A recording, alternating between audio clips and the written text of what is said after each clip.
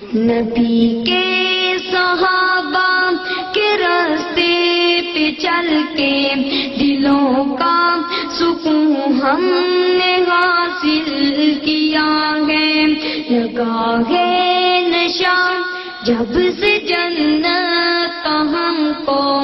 اچاٹک ندی اس جگہ سے ہوا ہے، نبی کے صحابہ کے راستے پہ چل کے۔ الحمدللہ رب العالمین والعاقبۃ للمتقین والصلاۃ والسلام علی اشرف الانبیاء والمرسلین، اما بعد،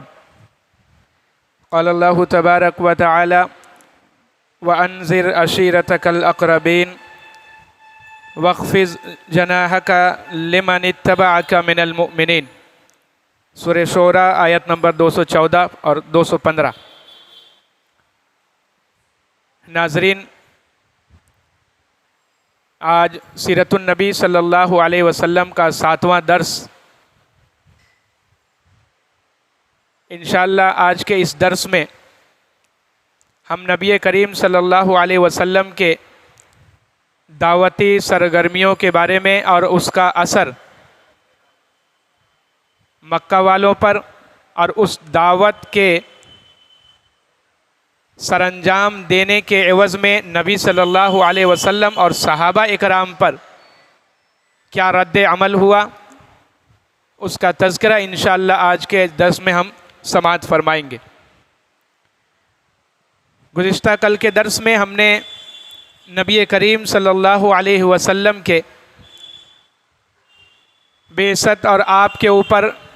وحی کے نزول کے تعلق سے کچھ باتیں سماعت فرمائی تھی۔ نبی کریم صلی اللہ علیہ وسلم کے اس مشکل گھڑی میں آپ کی بیوی حضرت خدیجہ رضی اللہ تعالی عنہا نے کس طریقے سے آپ کو اطمینان اور سکون دلایا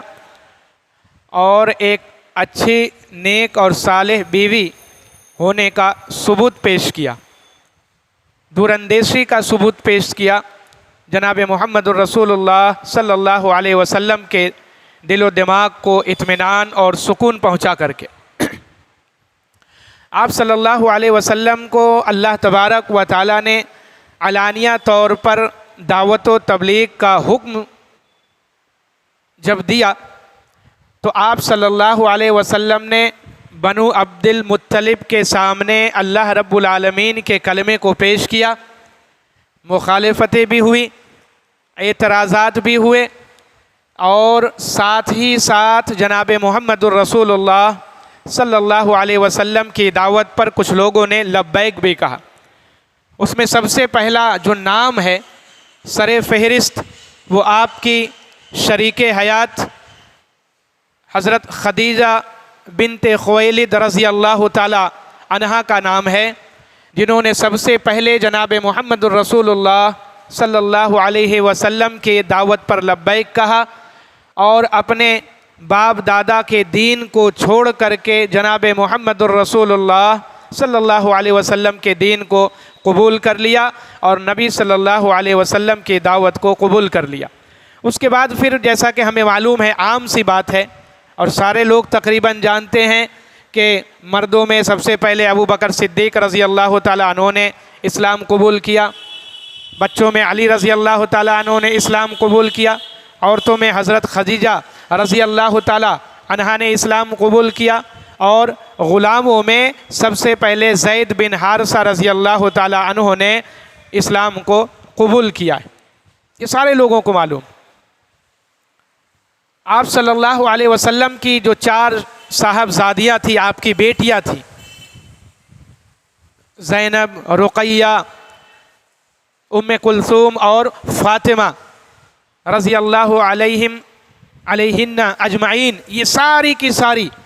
آپ کی چاروں بیٹیوں نے جناب محمد الرسول اللہ صلی اللہ علیہ وسلم کے دعوت پر لبیک کہا، اللہ رب العالمین کی توحید کو اپنایا۔ اور جب اللہ نے آیت نازل کی سورہ شعراء کی وَأَنذِرْ عَشِيرَتَكَ الْأَقْرَبِينَ وَاخْفِضْ جَنَاحَكَ لِمَنِ اتَّبَعَكَ مِنَ الْمُؤْمِنِينَ، اے نبی کریم صلی اللہ علیہ وسلم اب خفیہ دعوت کا وقت جو ہے وہ ختم ہو گیا. اب علل اعلان اللہ کے دین کی دعوت دنیا والوں کے سامنے پیش کرنے کا وقت آ گیا ہے، اور اس کی ابتدا اور شروعات جو ہے آپ اپنے خاندان والوں سے اور قبیلے والوں سے کریے. یہ اللہ تبارک و تعالیٰ نے فرمان جاری کیا، اور ساتھ ہی ساتھ نبی کریم صلی اللہ علیہ وسلم کو نصیحت بھی کیا. نصیحت کس بات کی؟ وَاخْفِضْ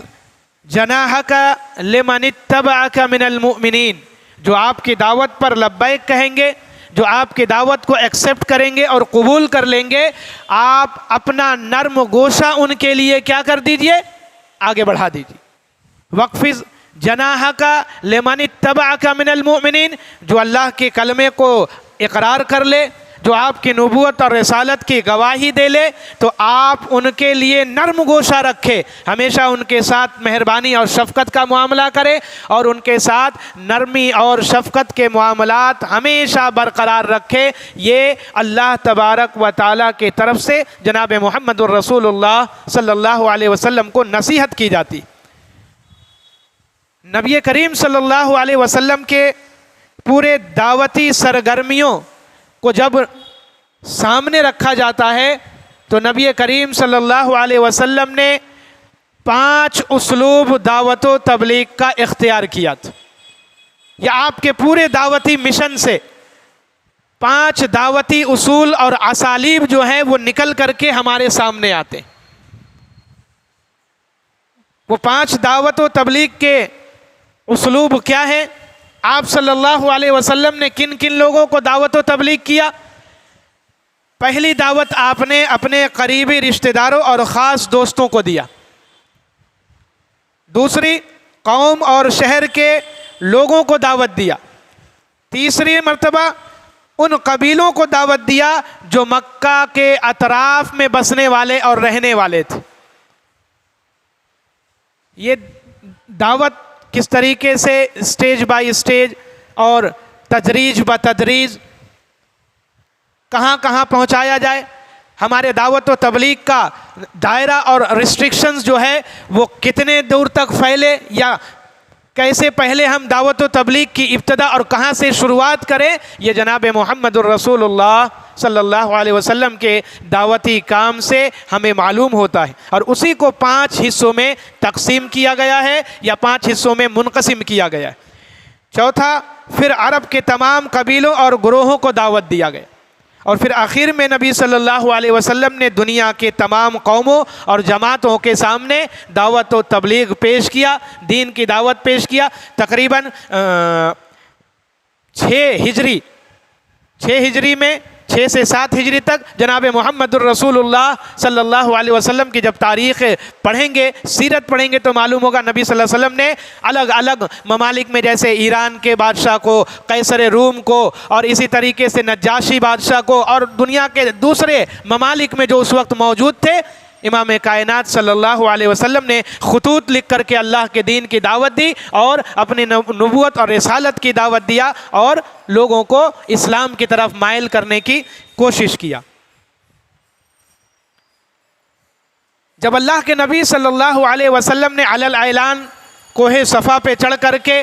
بنو عبد المطلب کے سامنے دعوت کو پیش کر دیا، اور اس کے عوض میں ابو لہب نے کھلم کھلا جناب محمد الرسول اللہ صلی اللہ علیہ وسلم کے اس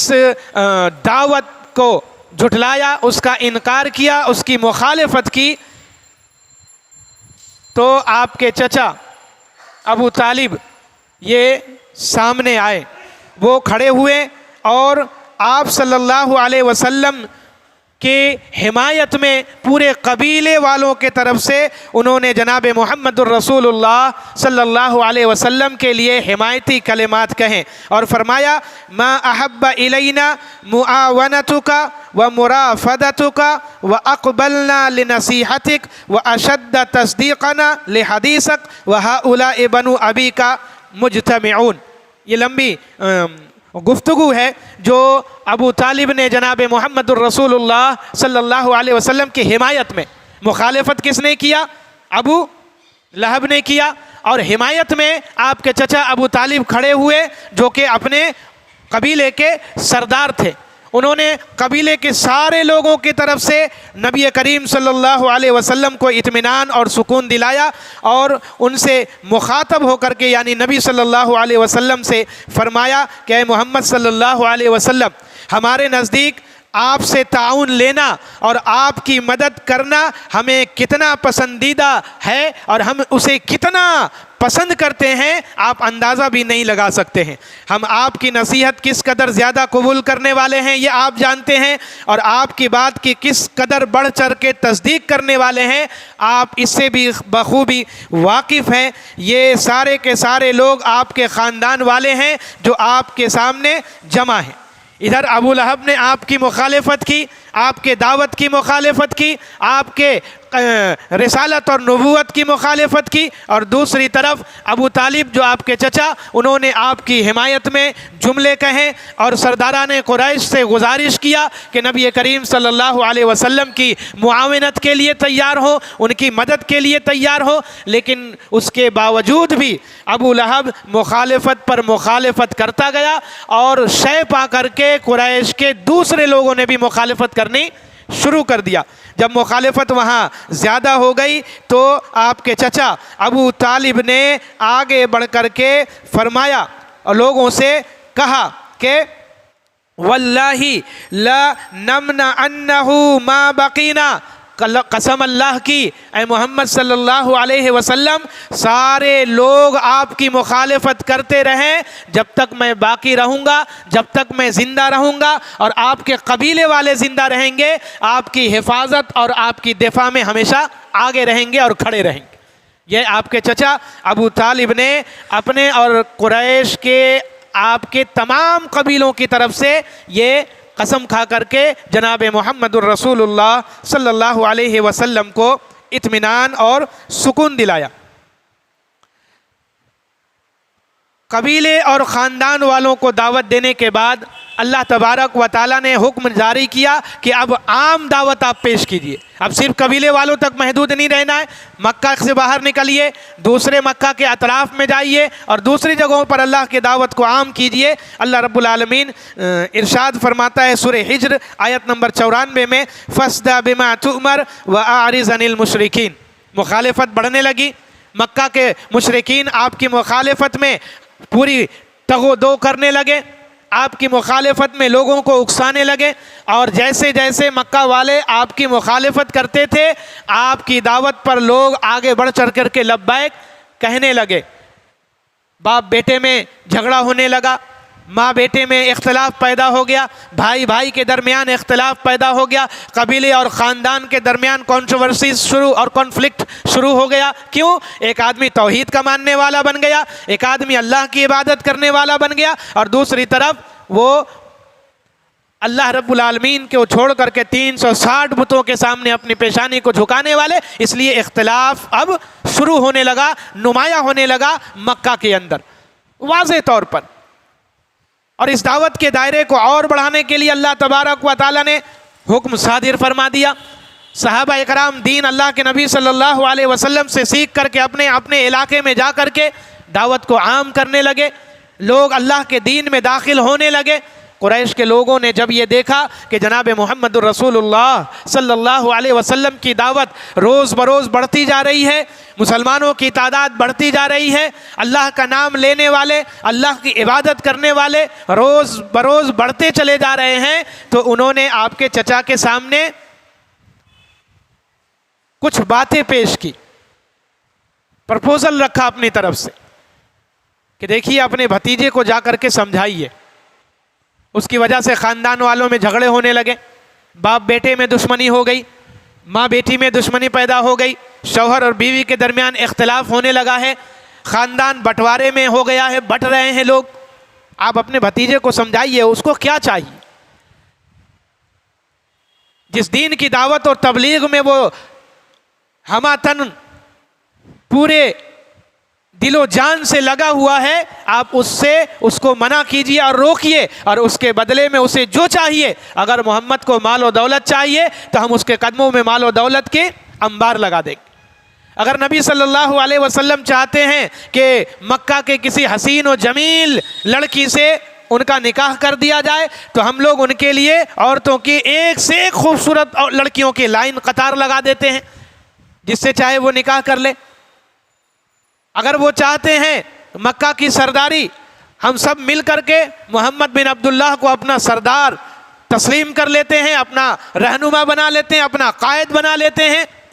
اور اگر ان پر جادو وغیرہ ہو گیا ہے تو ہم اپنے خرچ پر ان کا علاج کروا دیتے ہیں۔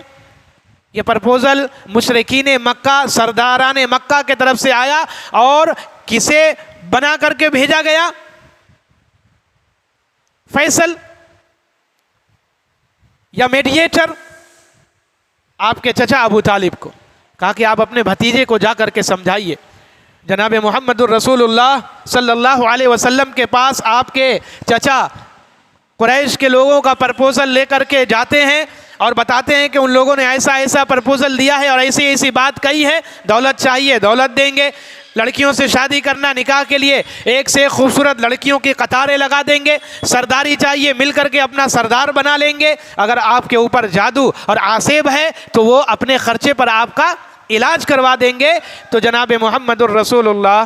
صلی اللہ علیہ وسلم نے فرمایا کہ چچا آپ جا کر کے ان کو کہہ دیجئے اگر مکہ کے سارے لوگ مل کر کے میرے ایک ہاتھ میں چاند اور دوسرے ہاتھ میں سورج رکھ دے اور کہیں کہ اللہ کے دین کی دعوت کو ترک کر دو، تو محمد صلی اللہ علیہ وسلم اپنے دعوت سے اور تبلیغ سے پیچھے نہیں ہٹنے والے، نہیں ہٹنے والے۔ اللہ کے نبی صلی اللہ علیہ وسلم نے واضح طور پر صاف الفاظ میں کہہ دیا۔ کیوں؟ کیونکہ مکہ کے لوگ 360 بتوں کے سامنے جھکنے والے تھے، اور جناب محمد الرسول اللہ صلی اللہ علیہ وسلم کی دعوت صرف اللہ رب العالمین کے سامنے جھکنے کی تھی، صرف اللہ کی عبادت کرنے کی تھی، صرف اللہ سے مدد مانگنے کی تھی، صرف اللہ رب العالمین کو پکارنے کی تھی، اور اس میں جناب محمد الرسول اللہ صلی اللہ علیہ وسلم حق بجانب تھے، جس کی دعوت کے لیے آپ صلی اللہ علیہ وسلم کو عرش والے نے چنا اور منتخب کیا تھا، اور آپ نے اس دعوت کو بخوبی انجام دیا۔ جتنی مخالفتیں ہوئی، جتنے بھی ظلم و ستم ہوئے، نبی کریم صلی اللہ علیہ وسلم کے اوپر کم مصیبت اور پریشانی ہوئی؟ آپ کو پریشان کیا جاتا، آپ کے اوپر اذیتیں ڈالی جاتی، آپ کو ہر طریقے سے روکنے کی کوشش کی جاتی، لیکن جناب محمد الرسول اللہ صلی اللہ علیہ وسلم نے کبھی ہار نہیں مانی۔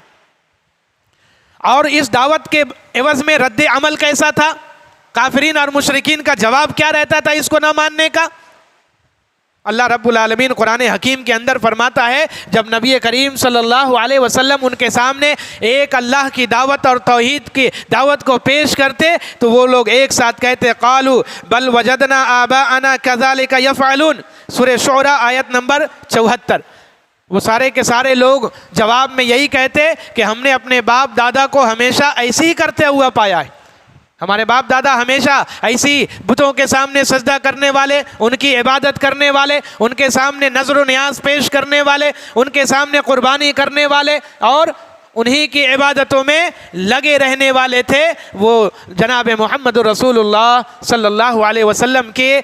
دعوت پر رد عمل ظاہر کرتے تھے اور یہی جواب دیتے تھے جس کو اللہ تبارک و تعالیٰ نے سورہ شعراء کے اندر بیان فرمایا۔ لیکن اللہ تبارک و تعالیٰ نے بت پرستی کی مذمت جناب محمد الرسول اللہ صلی اللہ علیہ وسلم کے زبان مبارک سے اور قرآن کے ذریعے سے اعلانیہ طور پر کہہ دیا انکم وما تعبدون من دون اللہ حسب جہنم انتم لہا واردون، سورہ انبیاء آیت نمبر 98۔ اللہ تبارک و تعالیٰ فرماتا ہے بت پرستی کی مذمت میں، غیر اللہ کی عبادت کی مذمت میں، تم اور جتنے بھی تم جن کی عبادت کرتے ہو اللہ کے سوا دوزخ کا ایندھن ہے، اللہ تمہیں بھی ڈالے گا اور انہیں بھی جہنم میں ڈالے گا۔ یہ اللہ رب العالمین نے واضح طور پر لوگوں کے سامنے بیان فرما دیا۔ اور یہ ساری مخالفتیں کیوں تھی؟ اللہ کے نبی صلی اللہ علیہ وسلم نے جب قولوا لا الہ الا اللہ تفلحوا کا کلمہ قریش کے لوگوں کے سامنے، مکہ کے لوگوں کے سامنے پیش کیا تو لوگوں کے درمیان مخالفت کیوں ہوئی؟ اللہ نے اس کا بھی تذکرہ قرآن حکیم کے اندر سورہ صاد آیت نمبر 5 کے اندر فرمایا اجعل اللہ الہ واحدا ان ھذا لشیء عجاب،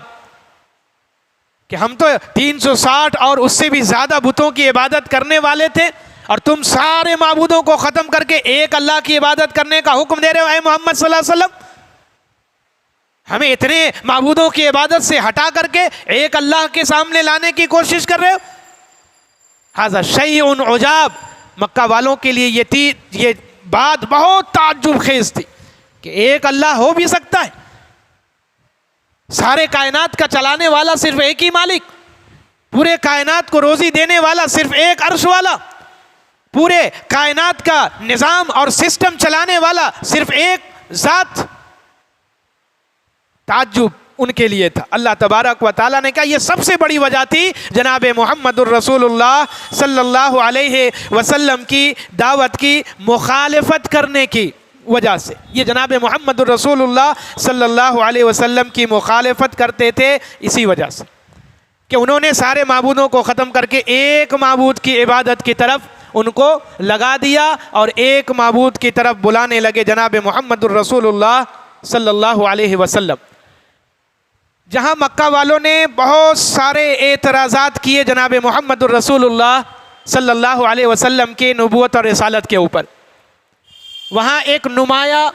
اعتراض یہ تھا کہ محمد بن عبداللہ ہمارے طرح ہی بشر اور انسان ہیں، تو وہ کیسے اللہ رب العالمین کے نبی اور رسول ہو سکتے ہیں؟ اگر اللہ رب العالمین نے چننا ہی تھا تو کسی فرشتے کو نبی اور رسول بنا کر کے بھیجتا، یا کسی اور مخلوق کو نبی اور رسول بنا کر کے بھیجتا۔ ہمارے جیسا انسان کو اللہ رب العالمین نے نبی اور رسول کے لیے اپنی نبوت اور رسالت کے منصب پر بٹھانے کے لیے کیوں اللہ رب العالمین نے ان کو چنا؟ یہ اعتراض مکہ والوں کے طرف سے، قریش کے لوگوں کے طرف سے آیا۔ اللہ تبارک و تعالیٰ نے قرآن حکیم کے اندر فرمایا کہ یہ نبی صلی اللہ علیہ وسلم کا اعتراض کے اوپر صرف اعتراض نہیں تھا، آپ سے پہلے جتنے بھی انبیاء آئے ان کے لوگوں نے اعتراض یہی کیا کہ انسان ہماری طرح بشر، جو لوگ یہ کہتے ہیں کہ نبی کریم صلی اللہ علیہ وسلم بشر نہیں ہیں، نور ہیں، اللہ کے نبی صلی اللہ علیہ وسلم انسان نہیں ہے، ہماری طرح انسان کا مطلب یہ نہیں ہے کہ ہماری طرح عام انسان ہے، ہماری طرح انسان کا مطلب یہ ہے کہ نبی کریم صلی اللہ علیہ وسلم کے جسم اطہر میں دو ہاتھ جیسے دوسرے لوگوں کے رہتے ہیں ان کے بھی ہیں، ایک سر جیسے نبی صلی اللہ علیہ وسلم کا عام لوگوں کی طرح عام لوگوں کا بھی ایک سر ہوتا ہے، جس طریقے سے لوگ کھانا کھاتے ہیں جناب محمد الرسول اللہ صلی اللہ علیہ وسلم بھی کھانا کھاتے، جس طریقے سے انسانی بشریت کے تقاضے کے مطابق بیوی اور بچوں کی ضرورت ہوتی ہے، جناب محمد الرسول اللہ صلی اللہ علیہ وسلم کی بھی 11 بیویاں تھی اور 4 بیٹیاں اور 3 بیٹے بھی اللہ رب العالمین نے عنایت فرمایا تھا۔ تو ہماری طرح انسان کا مطلب یہ ہے کہ ہم جیسے انسان جسمانی اعتبار سے، بناوٹ کے اعتبار سے، اسٹرکچر کے اعتبار سے، شخصیت کے اعتبار سے نہیں، مقام اور مرتبے کے اعتبار سے نہیں، ریپوٹیشن اور اسٹیٹس کے اعتبار سے نہیں، جناب محمد الرسول اللہ صلی اللہ علیہ وسلم انسان ہماری طرح 2 ہاتھ 2 پیر 2 کان 2 آنکھ 1 ناک 1 زبان کے اعتبار سے ہیں، مقام اور مرتبے کے اعتبار سے پوری کائنات میں اللہ کے بعد جناب محمد الرسول اللہ صلی اللہ علیہ وسلم کا مقام اور مرتبہ ہے۔ اللہ تبارک و تعالیٰ نے اللہ کے نبی صلی اللہ علیہ وسلم کے مقام اور مرتبے کو اپنے بعد سب سے اعلیٰ اور عرفہ رکھا ہے، اور جو اس کا انکار کرے گا وہ شریعت اسلامیہ میں رہنے کے لائق نہیں ہے، وہ کافر ہے اور ملحد ہے اور اللہ کے دین کا اور جناب محمد الرسول اللہ صلی اللہ علیہ وسلم کے نبوت اور رسالت کا انکار کرنے والا ہے۔ تو اس لیے اللہ کے واسطے آپ ہرگز یہ نہ سمجھے کہ ہمارے طرح انسان کا مطلب کہ ہمارے طرح عام انسان ہے جناب محمد الرسول اللہ صلی اللہ علیہ وسلم، بلکہ انسان کا مطلب ہم انسانوں کی طرح جیسے ہمارے سر 2 ہاتھ 2 پیر اور ایک جسم اور عقل اور شعور اور آنکھیں کان بینائی، یہ ساری چیزیں جناب محمد الرسول اللہ، لیکن خصوصیت آپ کی کوالٹیز، آپ کا اخلاق، آپ کا برتاؤ، آپ کا کیریکٹر اور بیہیویئر سارے انسانوں سے بالکل اعلیٰ اور عرفہ ہے۔ جناب محمد الرسول اللہ صلی اللہ علیہ وسلم کے تعلق سے ہمارا یہ عقیدہ ہے، ہمارا یہ منہج ہے، ہماری یہ مینٹیلٹی ہے، ہماری یہ ذہنیت ہے، اور جو ایسی مینٹیلٹی اور ذہنیت نہیں رکھتا اسے شریعت اسلامیہ میں رہنے کا کوئی حق نہیں بنتا ہے۔ اس لیے اللہ کے واسطے ٹھنڈے دماغ سے سمجھنے کی کوشش کریں، اس کو غلط وے میں نہ لے کر کے جائیں، اس کو غلط رخ نہ دیں، بلکہ جناب محمد الرسول اللہ صلی اللہ علیہ وسلم سے حقیقی محبت کا یہ تقاضا ہے کہ اللہ کے فرمان کے مطابق آپ کو بشر سمجھا جائے، آپ نور نہیں تھے۔ یہ ایک الگ موضوع ہے، انشاءاللہ اگر اللہ نے توفیق دیا تو اس پر کبھی تفصیلی گفتگو ہوگی۔ تو اللہ نے قرآن مجید کے اندر کہا کہ نوح علیہ السلام کے تعلق سے بھی ان کی قوم نے ارشاد فرمایا، قال الملأ الذين كفروا من قومه ما هذا الا بشر مثلكم يريد ان يتفضل عليكم۔ نوح علیہ السلام نے جب اپنے نبوت اور رسالت کا عام اعلان کیا تو نوح علیہ السلام کے قوم کے لوگوں نے بھی کہا ان سے کہ نوح قوم کے سردار جنہوں نے کفر کیا کہنے لگے یہ تو بس تمہارے جیسا ہی کیا ہے، ایک انسان ہے، جیسے تم انسان ہو ویسے نوح بھی انسان ہے۔ نوح علیہ السلام کے قوم کے لوگوں نے بھی ان کو بشر کہا۔ اور اس کے بعد شعیب علیہ السلام کے قوم، وما انت الا بشر مثلنا، شعیب علیہ السلام کو بھی انہوں نے کہا۔ اور نبی کریم صلی اللہ علیہ وسلم، بہت ساری ایسی مثالیں، میں اختصار کے ساتھ آپ کے سامنے یہ باتیں پیش کر رہا ہوں، قرآن کے چند آیتوں کو دلیل کے طور پر پیش کر کے۔ تو نبی کریم صلی اللہ علیہ وسلم کی دعوت اور آپ صلی اللہ علیہ وسلم کی تبلیغ سے جتنے بھی لوگ دائرہ اسلام میں داخل ہوئے، چاہے وہ ابو بکر صدیق رضی اللہ تعالیٰ عنہ ہو، عثمان غنی رضی اللہ تعالیٰ عنہ ہو، عمر فاروق رضی اللہ تعالیٰ عنہ ہو، صحابہ اکرام کی پوری جماعت ہو، مکہ والوں نے ان کے اوپر بہت ظلم و ستم کیا۔ اور اس کا پہلا نشانہ کون بنا؟ آل یاسر، یاسر رضی اللہ تعالیٰ عنہ کے خاندان والے، عمار رضی اللہ تعالی عنہ، ان کا کنبہ اور ان کا خاندان شریعت اسلامیہ میں اللہ رب العالمین کی الوہیت کے لیے، رب العالمین کی توحید کے لیے، شریعت اسلامیہ کے علم کو بلند کرنے کے لیے سب سے پہلے اپنی جان کی قربانی دینے والی ایک عورت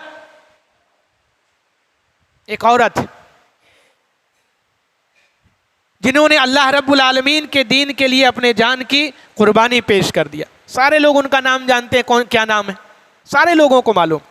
حضرت سمیہ رضی اللہ تعالی عنہا جو مائیگریٹ کر کے اور ہجرت کر کے باہر یمن اور شام کی طرف سے آئی تھی کام کرنے کے لیے مکہ کے اندر، اور ابو جہل کی کفالت میں وہ کام کر رہی تھی۔ اللہ کے نبی صلی اللہ علیہ وسلم کے دعوت پر لبیک کہا، ان کے شوہر نے لبیک کہا، ان کے دونوں بیٹوں نے لبیک کہا۔ ابو جہل اور دوسرے سرداران قریش نے مل کر کے وہ مظالم کے پہاڑ توڑے کہ تاریخ اسلام میں اس سے زیادہ دردناک اور ہیبتناک واقعہ شاید ملتا ہو۔ ویسے تو صحابہ اکرام کے بہت سارے ایسے واقعات ہیں، پوری رات نکل جائے گی صحابہ اکرام کے اوپر جو مکہ والوں نے ظلم و ستم کے پہاڑ توڑے، کیا کیا تکلیفیں نہیں دی گئی۔ کسی کو جلتی ہوئی تپتی ہوئی ریت میں ننگے بدن گھسیٹا گیا، کسی کو چٹائی میں لپیٹ کر کے دھواں دیا گیا، کسی کو لوہے کے کنگے سے ان کے جسم سے ہڈیوں تک گوشت کو نوچ لیا گیا۔ یہ جناب محمد الرسول اللہ صلی اللہ علیہ وسلم کی محبت تھی۔ صحابہ اکرام نے موت کو گلے لگا لیا، صحابہ اکرام نے تکلیفوں کو جھیل لیا، صحابہ اکرام نے مصیبتوں کا سامنا کر لیا، لیکن جب ایک بار جناب محمد رسول اللہ صلی اللہ علیہ وسلم کی محبت، آپ کی رسالت، آپ کی نبوت کا اقرار کر لیا تو جان کی قربانی دینا انہوں نے جائز سمجھا، لیکن اللہ کے دین سے پھرنا انہوں نے کبھی جائز اور درست۔ یہ قربانیاں ہمیں یاد کرنی چاہیے، یہ مصیبتیں ہمیں یاد کرنی چاہیے، یہ پریشانیاں ہمیں سوچنی چاہیے۔ حضرت سمیہ رضی اللہ تعالی عنہا کے ساتھ معاملہ کیا ہوا؟ اسلام کے لیے، دین کے لیے، اللہ کی توحید کے لیے شرک سے اور ضلالت سے، گمراہی سے اور بدعت سے لڑتے ہوئے انہوں نے اپنے جان کی قربانی دے دی، اللہ کے دین کے لیے شہید ہو گئی۔ حضرت سمیہ رضی اللہ تعالی عنہا دونوں پیر اور ہاتھ اونٹوں میں باندھ دیا گیا، دونوں طرف سے کھینچا گیا، اور ملعون ابو جہل نے نیزہ اٹھا کر کے ان کی شرمگاہ پر نیزہ مارا اور جسم کے 2 ٹکڑے ہو گئے۔ اتنی اذیت دی۔ ہمارے پاس تو خاندانی طور پر وراثت میں باپ دادا سے دین مل گیا، ہمیں قربانی دینے کی ضرورت پیش نہیں آئی، لیکن صحابہ کرام نے، صحابیات نے، تابعین نے، تبع تابعین نے جو قربانیاں پیش کی اللہ کے دین کے لیے اور جناب محمد الرسول اللہ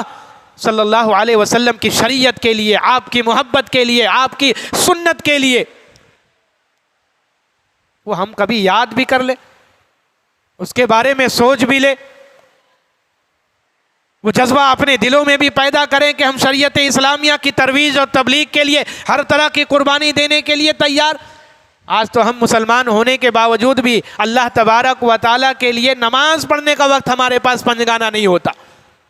یہ مال کی، جان کی، عزت کی، آبرو کی، زمین کی، زر کی، جائیداد کی قربانی بہت دور کی بات۔ اپنے اوقات میں سے دن بھر میں 5 وقت مشکل سے 1 گھنٹہ پورا ملا کر کے ہم اللہ رب العالمین کے لیے نکال نہیں سکتے۔ ان الصلاۃ کانت علی المؤمنین کتابا موقوتا، جس کو اللہ نے مینڈیٹری قرار دیا، جس کو اللہ نے کمپلسری قرار دیا، جس کو اللہ نے واجب قرار دیا، کسی بھی حالت میں اللہ نے اس کو معاف نہیں کیا۔ اس کے لیے ہمارے پاس وقت نہیں ہے، وقت کی قربانی نہیں دیتے، جان کی قربانی اللہ کے دین کے لیے ہم کہاں سے پیش کریں گے؟ کیسے دیں گے ہم اللہ رب العالمین کے لیے قربانی؟ کیسے پیش کریں گے؟ خباب بن عرط رضی اللہ تعالیٰ عنہ کو قریش کے لوگوں نے اٹھا لیا، قریش کے لوگ لے کر کے چلے گئے۔ اللہ کے نبی صلی اللہ علیہ وسلم سے کتنی محبت کرنے والے تھے، اور اللہ کے دین سے پھیرنے کے لیے قریش کے، مکہ کے لوگوں نے کتنے ظلم و ستم ڈھائے، کس حد تک گرے وہ، اس کا اندازہ بھی ہم نہیں لگا سکتے۔ خباب بن عرط رضی اللہ تعالیٰ عنہ جناب محمد الرسول اللہ صلی اللہ علیہ وسلم کے حضور میں حاضر ہوتے ہیں اور اللہ کے نبی صلی اللہ علیہ وسلم سے اپنا واقعہ سناتے ہیں کہ میں قریش کے ایک سردار کے پاس کام کرنے والا تھا۔ اللہ کے رسول، میں نے آپ کے دعوت کو قبول کر لیا، اسلام کو اپنے سینے سے لگا لیا، اللہ کی توحید پر عمل کرنے لگا۔ ان ظالموں نے مجھے ننگا کر دیا، ننگا کر کے اور نیچے آگ جلا دیا، آگ کے شعلے انگارے بھڑکا دیے اور مجھ کو ننگے بدن اس پر لٹا دیتے تھے، اور وہ انگارے میرے جسم کے چربیوں کے پگھلنے کی وجہ سے وہ بجھ جاتے تھے، نرم پڑ جاتے تھے۔ اللہ کے نبی صلی اللہ علیہ وسلم کو انہوں نے واقعہ سنایا، صحابہ اکرام کے طرف رخ کر کے اپنا پیٹ کر کے اور اپنا کپڑا اور چادر ہٹایا تو دکھایا کہ ہڈیاں نظر آ رہی تھی۔ خباب بن عرط رضی اللہ تعالی عنہ، اتنی مصیبت، اتنی تکلیفیں، اتنی پریشانیاں کس لیے؟ اللہ کے دین کی دعوت کے لیے، جناب محمد الرسول اللہ صلی اللہ علیہ وسلم کی محبت کے لیے۔ ہم کیسی محبت کرتے ہیں اللہ کے نبی صلی اللہ علیہ وسلم سے کہ جو اللہ کے دین میں اور جناب محمد الرسول اللہ صلی اللہ علیہ وسلم کی شریعت میں نہیں ہے، ہم اسے دین اور شریعت کا حصہ سمجھتے ہیں۔ کتنا فرق ہے صحابہ اکرام کی محبت میں، کتنا فرق ہے صحابہ اکرام کے جذبے میں، کتنا فرق ہے صحابہ اکرام کے دین میں، کتنا فرق ہے صحابہ اکرام کے دینی غیرت اور جذبے میں اور ہمارے دینی غیرت اور جذبے میں، ہمارے دین سے محبت میں، ہمارے جناب محمد الرسول اللہ صلی اللہ علیہ وسلم سے محبت میں کتنا فرق۔ صحابہ اکرام کبھی نبی کریم صلی اللہ علیہ وسلم کے دین کی مخالفت نہیں کرتے، صحابہ اکرام کبھی شریعت کے اندر دخل اندازی نہیں کرتے، صحابہ اکرام کبھی شریعت اسلامیہ میں اپنے طرف سے کوئی چیز داخل نہیں کرتے، اور آج ہم نبی صلی اللہ علیہ وسلم کی محبت کے نام پر اپنے طرف سے بہت ساری چیزوں کو دین اور شریعت کا نام دے دیا اور حصہ بنا دیا۔ اللہ کے واسطے ہمیں اس حقیقی محبت کو سمجھنا ہے، جیسا صحابہ کرام نے محبت کیا، جیسا صحابہ کرام نے دین کو سمجھا، جیسا صحابہ کرام نے نبی صلی اللہ علیہ وسلم سے محبت کیا، ہمیں ویسی محبت جناب محمد الرسول اللہ صلی اللہ علیہ وسلم سے کرنی۔ ان کنتم تحبون اللہ فاتبعونی یحببکم اللہ، اے لوگو جب تک تم اللہ کے نبی صلی اللہ علیہ وسلم سے سچی محبت نہیں کرنے لگ جاؤ گے، اللہ تم سے محبت نہیں کرنے والا۔ اللہ سے